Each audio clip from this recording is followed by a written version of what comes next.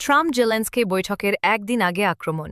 ইউক্রেনের রাজধানী কিয়েভে শনিবার রাতে শক্তিশালী বিস্ফোরণ ও রুশ ক্ষেপণাস্ত্র ও ড্রোন আক্রমণের ফলে ব্যাপক ধ্বংসযজ্ঞ সৃষ্টি হয়েছে।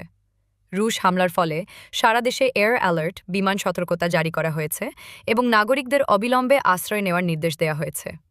দেশজুড়ে বিমান প্রতিরক্ষা ব্যবস্থা সক্রিয় করা হয়েছে এবং সর্বত্র সাইরেন বাজতে দেখা গেছে। কিয়েভ মেয়র ভিতালি ক্লিচকো বলেছেন, রাজধানীতে বিস্ফোরণ, বিমান প্রতিরক্ষা ব্যবস্থা কাজ করছে, আশ্রয়ে থাকার অনুরোধ। কিছু এলাকায় বিদ্যুৎ সরবরাহেও ব্যাঘাত দেখা গেছে। এই হামলা এমন এক সময়ে ঘটে যখন আগামী রবিবার যুক্তরাষ্ট্রের প্রেসিডেন্ট ডোনাল্ড ট্রাম্পের সাথে ইউক্রেনের প্রেসিডেন্ট ভলোদিমির জেলেনস্কির একটি গুরুত্বপূর্ণ বৈঠক অনুষ্ঠিত হতে যাচ্ছে।